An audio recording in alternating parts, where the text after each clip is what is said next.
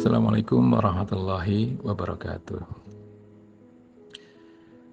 Bapak Ibu sekalian yang dirahmati Allah, setelah mengikuti kajian awal, baik kajian pengantar ilmu kehidupan maupun materi mengubah paradigma, kali ini kita lanjutkan untuk membuktikan salah satu dari 7 ilmu penjernih hati. Apakah betul bahwa ilmu penjernih hati itu bisa membawa kita ke jalan yang lurus dan bisa mengantarkan kita untuk meraih kehidupan yang bahagia di dunia dan akhirat? Baik, yang pertama adalah ilmu sabar. Nah, mari kita sama-sama perhatikan. Bapak Ibu sekalian yang dirahmati Allah, bahwa semua itu pasti punya cita-cita atau berkeinginan untuk bisa menjalani hidup yang bahagia di dunia dan di akhirat. Makanya kita sering diajarkan untuk membaca doa, dan semuanya pasti sudah hafal ya. Kita selalu diajari untuk berdoa, memohon kepada Allah, yaitu Rabbana atina fid dunya hasanah wa fil akhirati hasanah wa qina adzabannar. Kita mohon pada Allah akan diberikan kebahagiaan di dunia dan kebahagiaan di akhirat dan dijauhkan dari api neraka. Oke, ini kita garis bawahi dulu. Atau ada mungkin yang tidak ingin bahagia?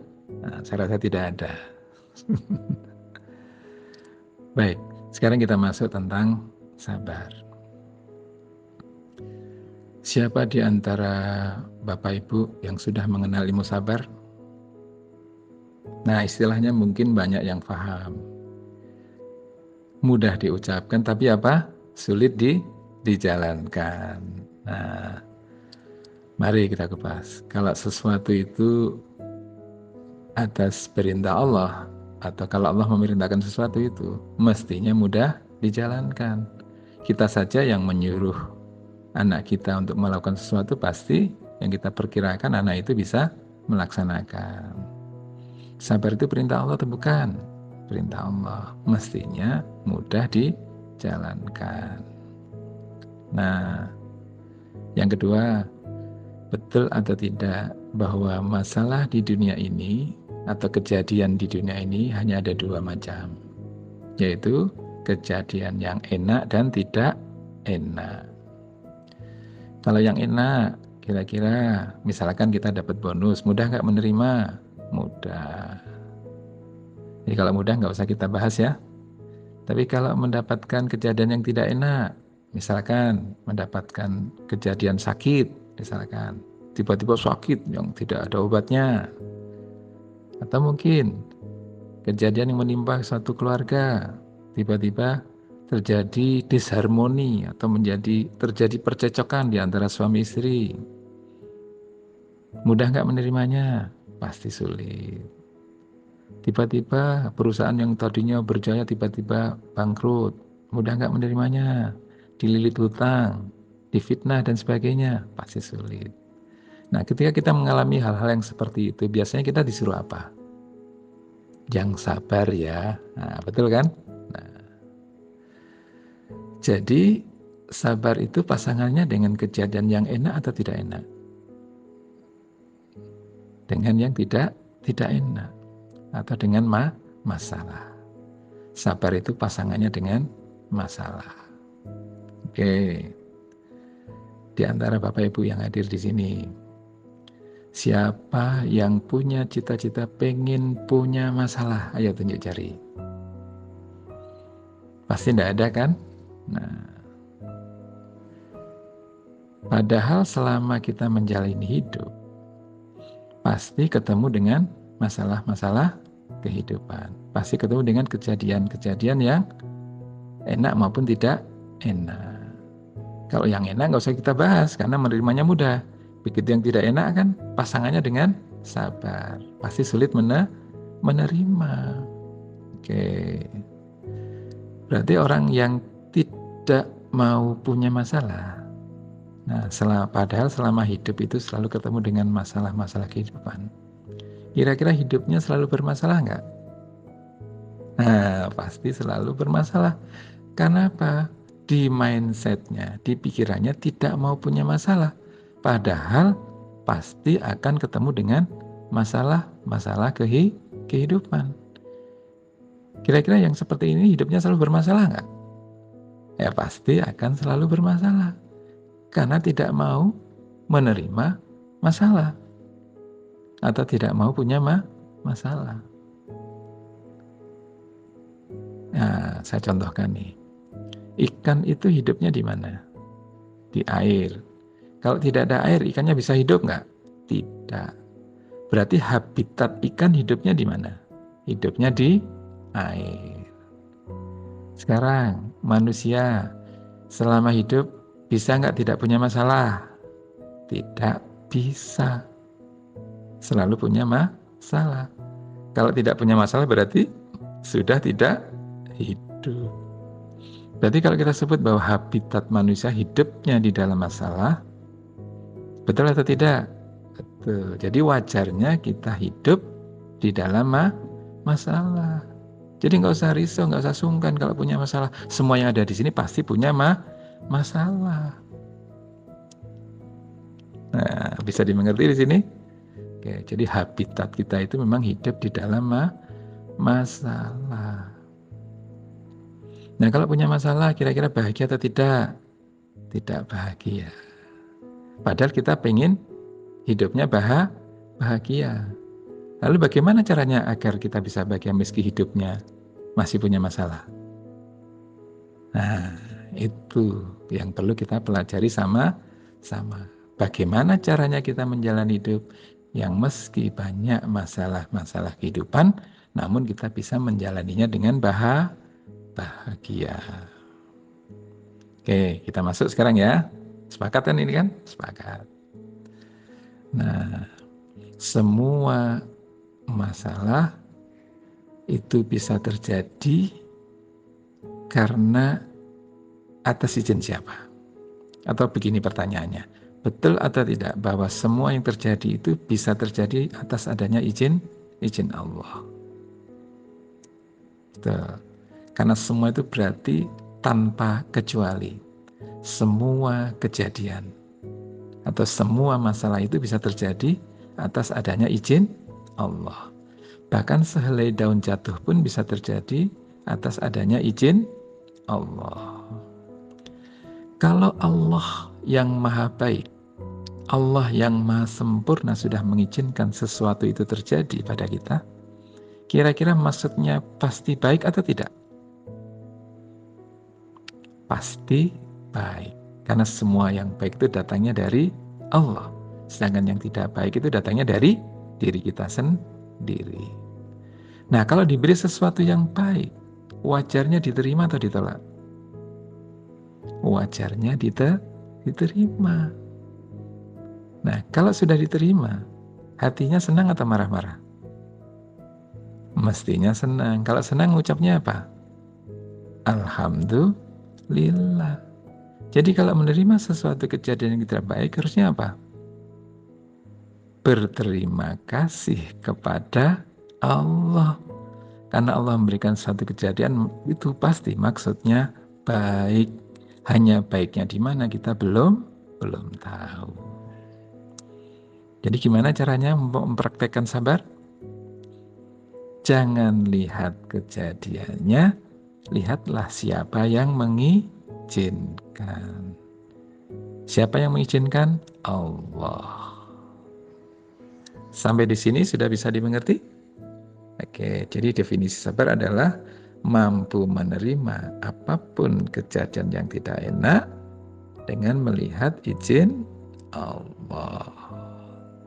Oke, paham definisi sabar? Oke. Gimana cara mempraktekannya? Itu tadi, jangan terjebak di kejadiannya, lihatlah siapa yang mengizinkan.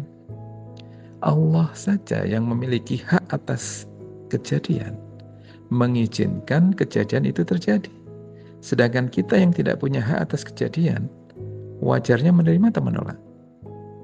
Menerima.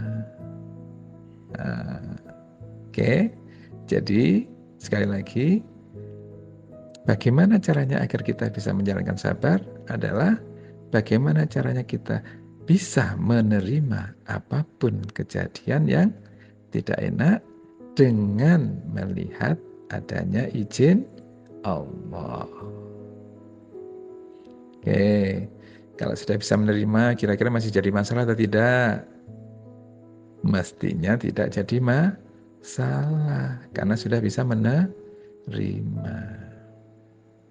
Oke, lalu berikutnya, mari kita buktikan, apakah betul dengan menerima kejadian yang tidak enak, apakah betul dengan mempraktekkan sabar, kita bisa ditolong Allah, atau kita bisa bahagia. Mari kita lihat manfaat sabar yang pertama. Silakan dibuka surat Al-Baqarah ayat 153. Ya ayyuhalladzina amanu ista'inu bisabri wassalah innallaha ma'as-sabirin. Wahai orang-orang yang beriman, jadikanlah sabar dan salat sebagai penolongmu. Sesungguhnya aku beserta orang-orang yang sabar. Nah, agar bisa ditolong Allah syaratnya apa? Yang pertama beriman, yang kedua memperbaiki sabar, yang ketiga memperbaiki sholat. Barang siapa bisa bersabar, sesungguhnya Allah bersama orang-orang yang sabar. Kalau Allah bersama, kira-kira kita dibiarkan dalam masalah hidup atau kita ditolong? Ditolong untuk mendapatkan solusi hidup, ditolong agar keluar dari permasalahan kehidupan, ditolong. Kalau ditolong itu yang sakit jadi sembuh atau tidak sembuh? Sembuh. Ya. Yang tidak harmonis jadi harmonis atau tidak? Jadi harmonis. Kalau jadi harmonis bahagia atau tidak? Bahagia. Nah, terbukti kan bahwa orang yang bisa mempraktekkan sabar, bisa menerapkan sabar, atau orang yang bisa menerima apapun kejadian karena melihat siapa yang mengizinkan, yaitu melihat izin Allah, sehingga hatinya menjadi ikhlas, maka Allah akan bersama. Dengan dibersamai Allah, insya Allah kita akan dibimbing untuk menjalani kehidupan, menemukan solusi kehidupan, sehingga kita akan menjalani hidup dengan bahagia. Oke, terbuktikan yang pertama, bahwa dengan memetekkan ilmu sabar, insya Allah kita bisa meraih bahagia di dalam menjalani hidup di dunia. Lalu yang kedua, betul nggak kita semua ingin juga meraih bahagia di dalam kehidupan di akhirat nanti? Tuh, semua pasti pengen bahagia dunia akhirat. Bahagia di akhirat itu artinya masuk surga atau neraka? Tentunya masuk surga. Untuk bisa lolos masuk surga, betul atau tidak? Kita harus melalui yang namanya yaumil hisab, hari perhitungan. Harus melewati timbangan, dimana kalau kita ditimbang amal kebajikan kita lebih sedikit dari dosa-dosa kita, maka kita tidak lolos. Yang bisa lolos adalah yang amal ibadahnya lebih banyak dari dosa-dosanya. Coba di antara Bapak Ibu yang hadir di sini, siapa kira-kira yang sudah merasa cukup timbangan amal kebaikannya untuk bisa lolos di yaumil hisab? Ayo tunjuk ciri. Rasa-rasanya belum ada yang merasa cukup, termasuk saya sendiri, ya kan? Berbuat baik satu, bisa-bisa berbuat tidak baiknya lebih dari satu.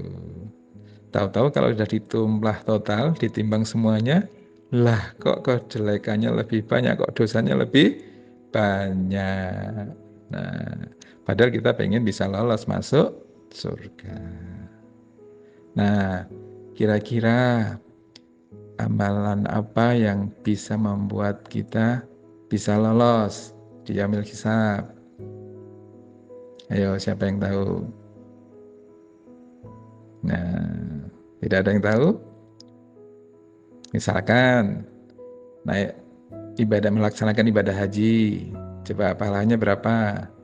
Setara dengan 100 kali lipat dari ibadah yang kita lakukan di luar tanah haram atau di luar waktu haji dan di luar waktu umroh.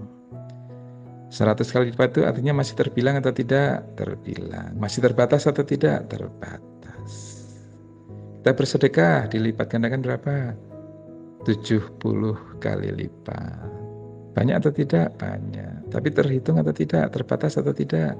Terbatas. Maka ya, di surat Az-Zumar ayat 10 Allah menegaskan sesungguhnya hanya orang-orang yang bersabarlah yang disempurnakan pahalanya tanpa batas. Siapa yang disempurnakan pahalanya tanpa batas?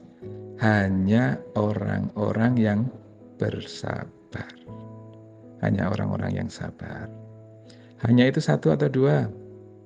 Hanya itu satu atau lebih dari satu? Hanya itu satu-satunya. Maka kalau Bapak Ibu cari di dalam Al-Quran, di dalam 6.660 ayat, tidak ada selain sabar yang disempurnakan pahalanya tanpa batas. Maka apabila kita bisa meraih pahala tanpa batas, insya Allah masuk surga tanpa hisab. Sesuai dengan salah satu hadis qudsi yang menjelaskan bahwa nanti di akhirat akan ada sekelompok orang yang masuk surga tanpa hisab. Salah satunya adalah golongannya orang-orang yang ahli sabar. Berarti orang yang sabar insya Allah masuk surga tanpa hisab. Oke, paham di sini? Paham. Berarti orang yang sabar insya Allah bisa meraih bahagia di dunia dan bahagia di akhirat. Masuk surga tanpa hisab. Siapa yang pengen ahli sabar?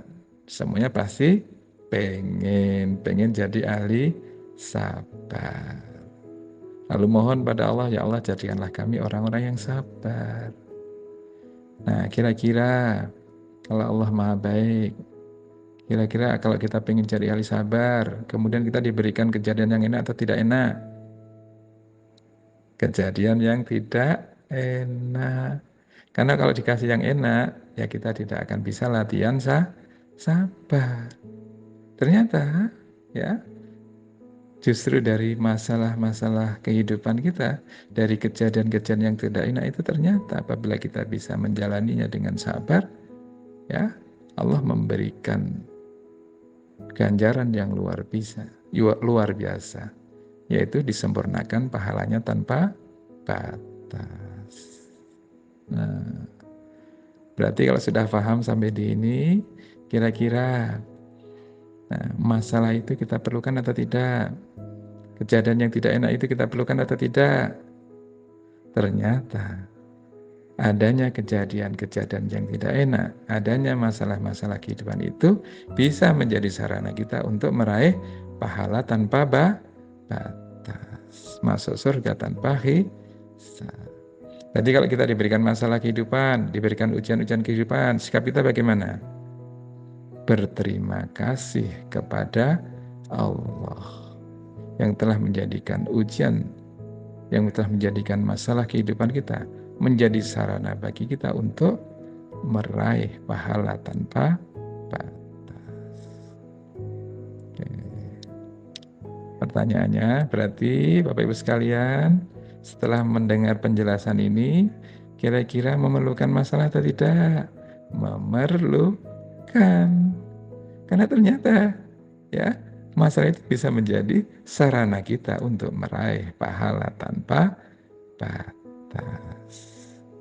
Nah, kesimpulannya kalau diberikan ujian, diberikan masalah, mestinya kita berterima kasih kepada Allah. Kalau berterima kasih ucapnya apa? Alhamdulillah.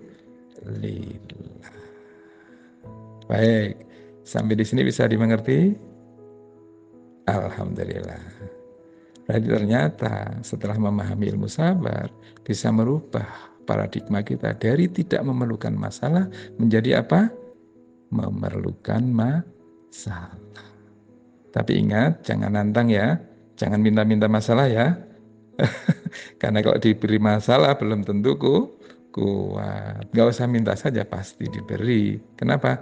Maha baiknya Allah. Karena kasih sayangnya Allah, kita diberikan sarana masalah-masalah kehidupan agar kita bisa menjalaninya dengan sabar sehingga kita bisa meraih pahala tanpa batas. Dengan bersabar kita dibersamai Allah, dibimbing untuk menjalani hidup di jalan yang lurus. Apabila kita berjalan di jalan yang lurus, insya Allah termasuk orang-orang yang diberi kenikmatan, yaitu orang-orang yang bahagia. Oke, terbuktikan bahwa dengan menjalankan salah satu dari 7 ilmu penjernih hati, insya Allah kita bisa berjalan di jalan yang lurus. Apabila kita berjalan di jalan yang lurus, insya Allah kita termasuk orang-orang yang diberi kenikmatan. Saya kira cukup sekian penjelasan saya tentang sabar. Semoga bisa dimengerti dan bisa dipraktekkan. Akhirul kalam, Assalamualaikum warahmatullahi wabarakatuh.